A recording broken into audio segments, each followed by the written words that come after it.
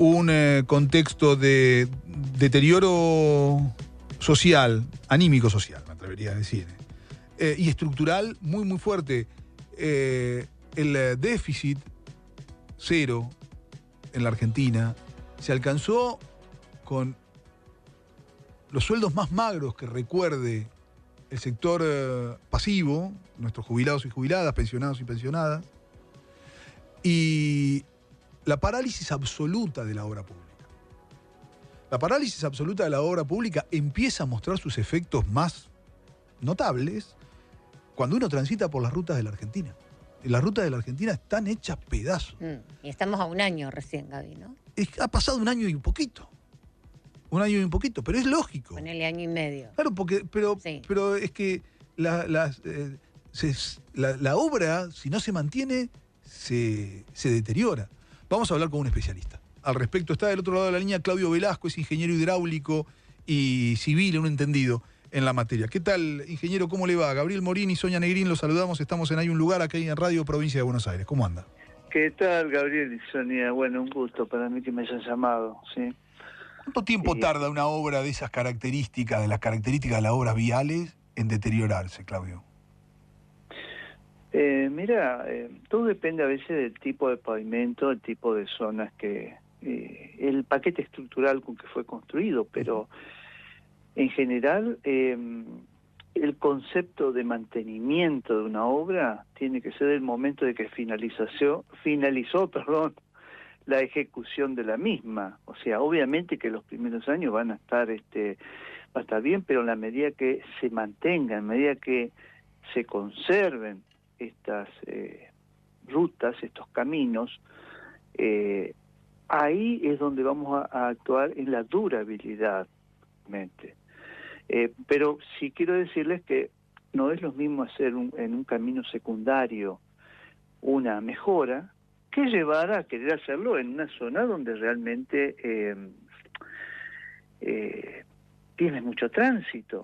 Entonces, ese déficit cero que vos decías es a costa de no solo el sufrimiento de la gente en forma directa, con todo lo que implicó las pérdidas de fuente de trabajo de parte del gobierno nacional, sino que también, obviamente, cómo nos está afectando a todos los que son usuarios de cualquier vía de comunicación, ¿no? Y es tremendo, ¿no? La situación. En el caso de el estado en que se encuentran las rutas, siempre fue un deterioro, sean tanto a nivel nación como a nivel provincial. Generalmente estamos hablando de un 40% del déficit, ¿sí? Y dentro de eso, obviamente que bueno, la clave es el mantenimiento como algo básico. Después está la proyección del déficit propiamente dicho que podemos tener en infraestructura, en este caso el tema vial. Yo había hecho en su momento análisis de otras cosas, porque este gobierno nacional que tenemos, no solo se dedicó a parar obras viales, sino que el concepto es que el Estado no existe, ¿no? Qué paradójico, ¿no? El que administra el Estado dice que el Estado no existe, pero bueno, no me está ahí para destruirlo, tema. ¿no? O que es un topo que lo que busca es su destrucción. Es la paradójico, ¿no? Sí, es atemorizante. Sí, y bueno, la obra pública es esencial. Mirá, yo ayer, estoy medio un poco somnoliento porque ayer estuve hasta tarde, que estuvimos desde provincia habilitando un paso bajo nivel en el conurbano, ¿viste? Que yo estuve al frente de esa obra y que es un ejemplo, ¿no? ¿Dónde, Claudio? Que tiene. ¿Cómo? ¿Dónde? ¿En qué región? Mira, yo estoy como jefe de inspección en la ruta provincial 49, la que une Lomas de Zamora y Quilmes. Es una vía muy importante y Vialidad está llevando adelante una gran reestructuración de esa arteria, porque considera Vialidad Provincia, que claro, sí, claro. ¿no? No lo hace las obras nacionales, menos van a hacer mandar fondos para provincia.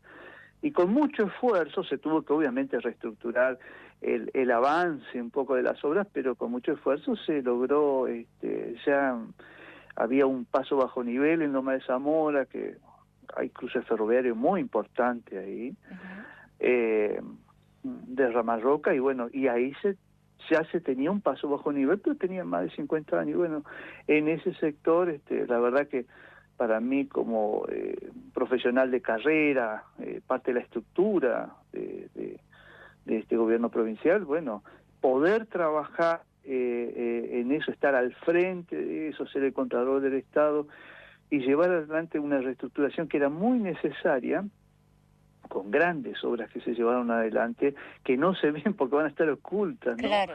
Pero es extender la vida útil pero muchísimos años. Cuando primero Gabriel me decía cuánto dura o cuánto se puede generar un problema, ¿no? Hablamos de estructuras de hormigón armado, que de por sí el hormigón armado tiene mucha más durabilidad, pero bueno, las condiciones climáticas han cambiado y se ha hecho una reestructuración nueva y quedó bárbara.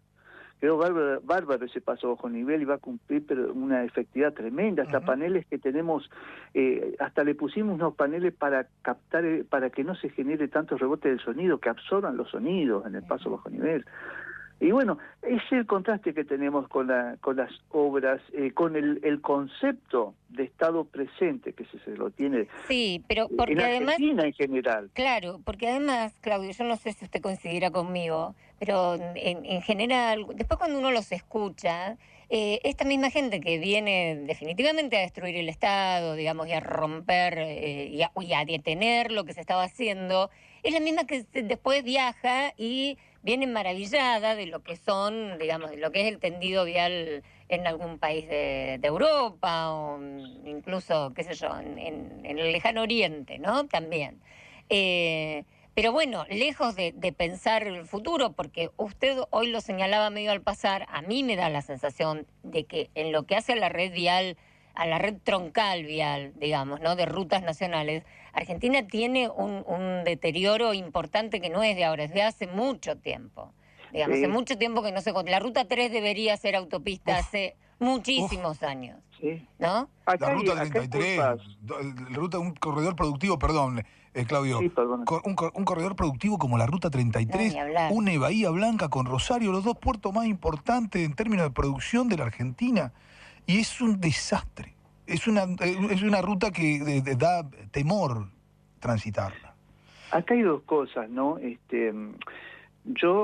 Todos coincidimos, y lo decía recién Nancy, que yo de alguna forma avalo que esto es un tema de vieja data, ¿no? De cómo tenemos nuestra infraestructura, que no es solamente el tema de caminos, esa es la realidad, pero la única y gran y abismal diferencia es que, a diferencia de otros gobiernos, la intención siempre estuvo en avanzar en obras públicas. En cambio, contradictoriamente dice, no voy a avanzar. Entonces, el problema se va a ir agudizando. Eso es lo más grave, por concepto que tiene del Estado, ¿no? Vos decías referencia recién en otros países. Mira, yo justamente había hecho un análisis en una oportunidad donde la referencia que tiene justamente del primer mundo, que él viene maravillado, vienen maravillados todos estos grupo de extrovertidos que llegaron a la política con un mensaje que a la mediano o largo plazo se va a terminar cayendo a pedazos, pero eso va a significar que cuando lo veamos va a estar destruido parte del Estado, ¿sí? Pero los países, estuve en buscador mirando los países que más invierten en obra pública, son precisamente países con un perfil liberal, con un pensamiento de derecha.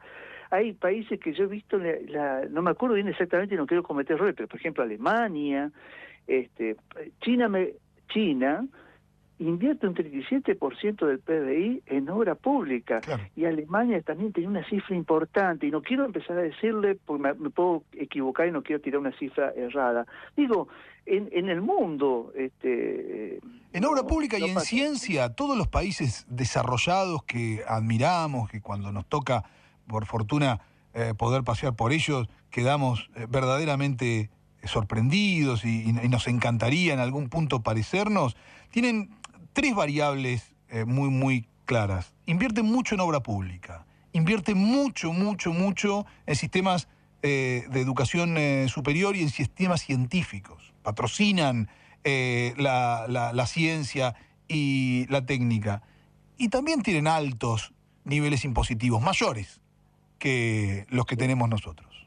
Mayores que los que tenemos nosotros. Esas tres características que son casi, pero absolutas, plenas, ¿no? En esos países que dicen admirar, pero a los que de esta forma no nos vamos a parecer nunca.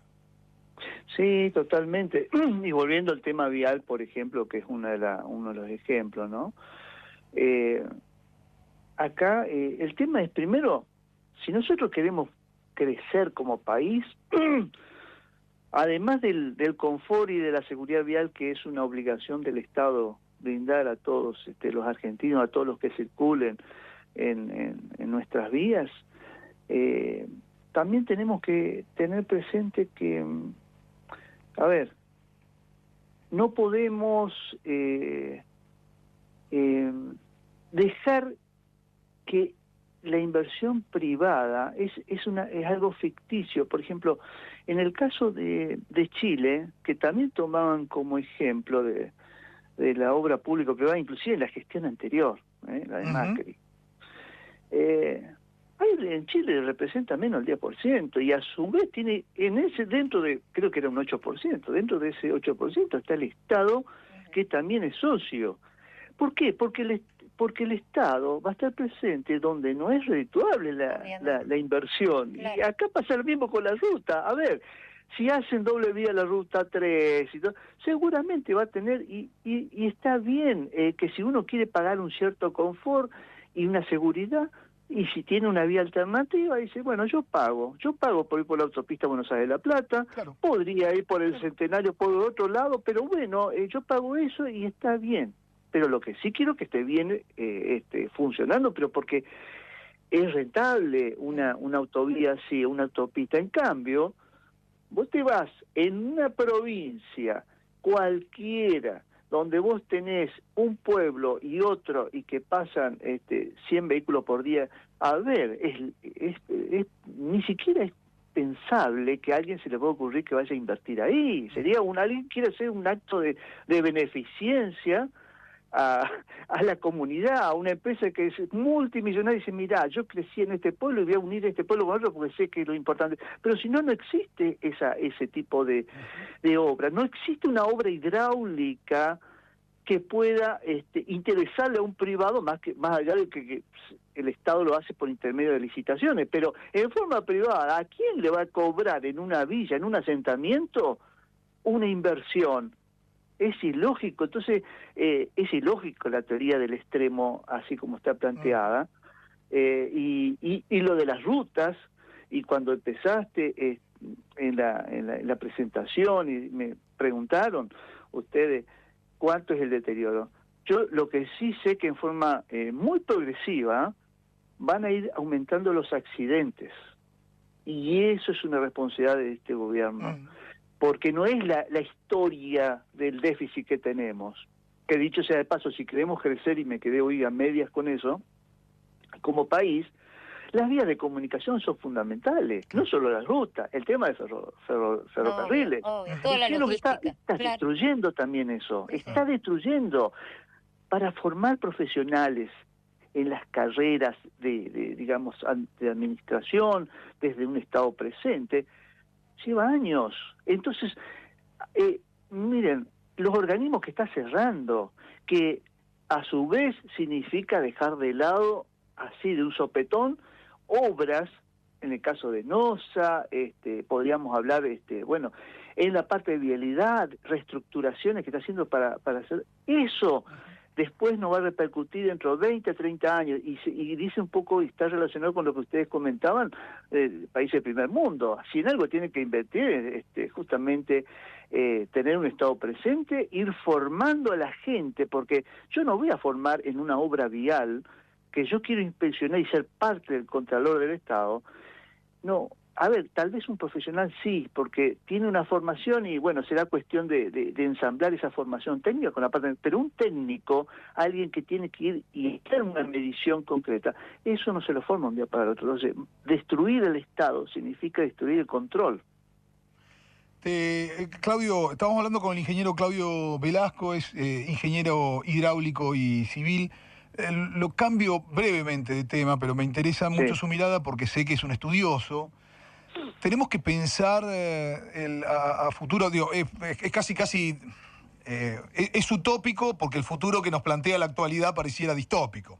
Pero tenemos que pensar un futuro con obras para eventos que hoy por hoy nos parecen extraordinarios, ¿no? Como por ejemplo el temporal que teníamos la semana pasada, precisamente a esta misma hora, atravesando prácticamente todo el norte de la provincia de Buenos Aires, que apenas 65 días antes había atravesado el sur de la provincia de Buenos Aires, generando imágenes devastadoras sobre Bahía Blanca. Pero cada vez se repite más esto.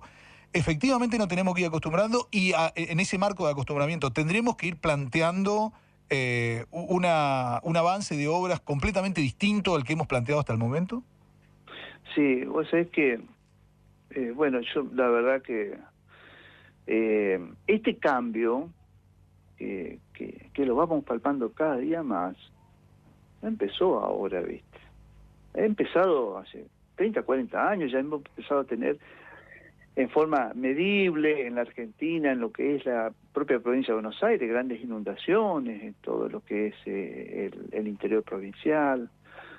Y cada vez el clima se fue acentuando con precipitaciones que hemos tenido precipitaciones en el historial si uno mira de 1900 para acá, precipitaciones importantes y todo lado, pero el tema es que acá está relacionado con las intensidades, claro, con el sector que abarca, fíjense. 400 milímetros en apenas 4 horas, es impresionante, claro. Totalmente. Eso es lo que pasó acá. Bueno, en La Plata nosotros tuvimos 392 milímetros, de los cuales 300 fueron en 3 horas. En Bahía Blanca se tuvo 390, perdón. Sí, casi 400 Casi también. 400. Sí. Casi estaba dudando porque a veces se me mezcla la cifra 380, sí. Bueno, que yo, en su momento, paradójicamente, ¿no? Yo cuando pasó lo de Bahía Blanca, que bueno, algunos conocen un poco mi historia, hoy día se googlea, pero bueno, estuve muy atosigado con las consultas, pero en buen sentido, poder transmitir. Pero bueno, uno es noticia cuando se está generando una inundación, obviamente, ¿no? Yo después que pasó esa primera semana, yo me aboqué, en el caso de Bahía Blanca concretamente, a analizar profundamente el tema. Yo analicé las distintas estaciones meteorológicas que estaban en funcionamiento en ese momento, hice una investigación, el conseguir toda la información para poder ensamblar el problema es lo que más me llevó, y yo llegué a cuantificar en cómputos y presupuesto la magnitud de inversión que se necesita para todo Bahía Blanca. Sí. No solo en las obras de los cauces principales, que yo lo dividía en 3 cursos de agua, por ejemplo, que ya están, 2 son existentes y uno lo planteé como nuevo,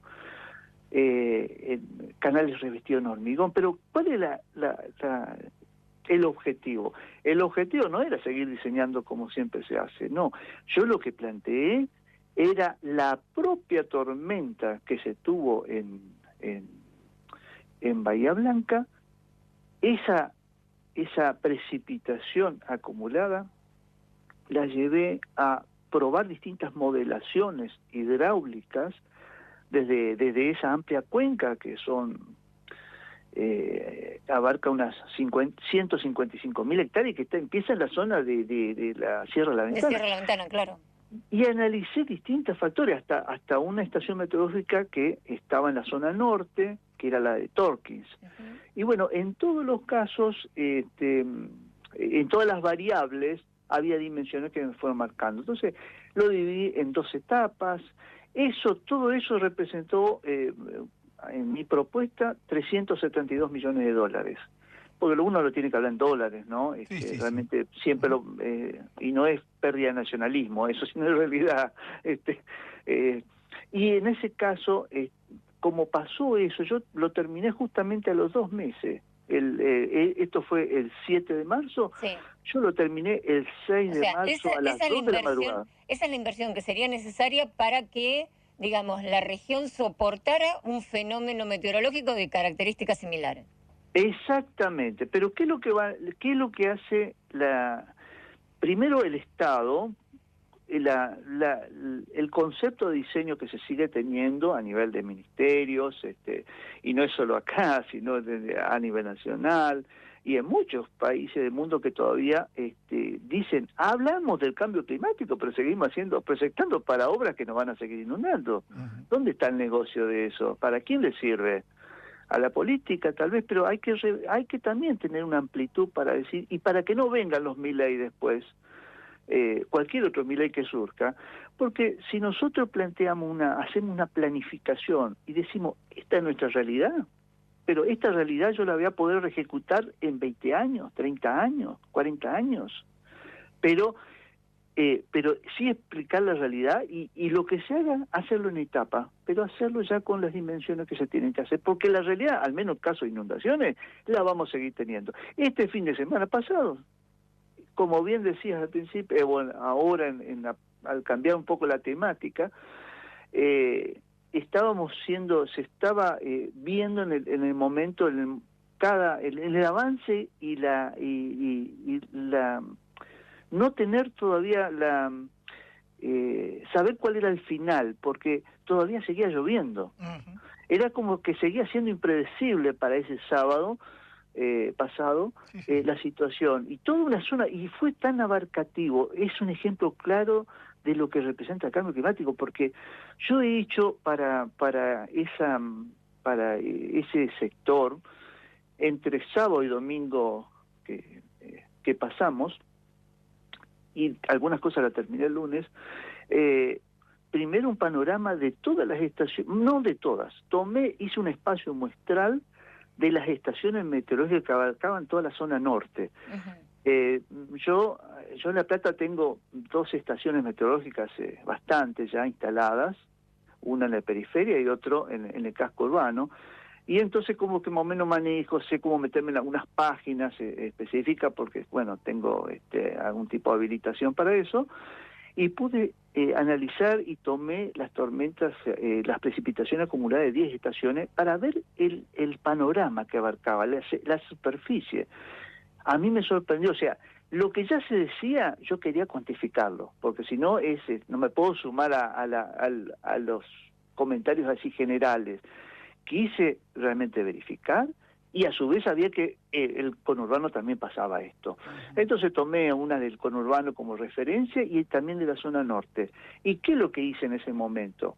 Una vez que he visto cómo afectó, primero me sorprendió realmente, porque estas tormentas de cambio climático generalmente no son tan abarcativas en la dureza con que caen. Por ejemplo, en el caso de Bahía Blanca cayó circunscripto a la superficie, digamos, habitada de Bahía Blanca. Acá fue muy amplia la superficie. Muy amplia la zona geográfica que abarcan las tormentas. Sí. Esa es otra característica. Caso, tormentas enormes. Bueno, digamos. Yo lo que quise comparar, y con esto les redondeo, era que precisamente yo en el año 2016 hice público un análisis del déficit de infraestructura hidráulica a la provincia, algo que me había llevado muchos años de investigación, y lo hice público y lo cuantifiqué en cómputo y presupuesto. Y yo quise ver en esa propuesta, estuve desempolvando, digamos, como se diría, ver qué había contemplado. Y yo ya había contemplado para esas 2 cuencas principales, del Arrecife, del Río Areco, la magnitud de inversión. Por ejemplo, ahí teníamos curso de agua que era de alrededor de los 30 metros, los actuales, de Ruta 8 a sus desembocaduras. Yo ahí preví a 90 metros como algo mínimo.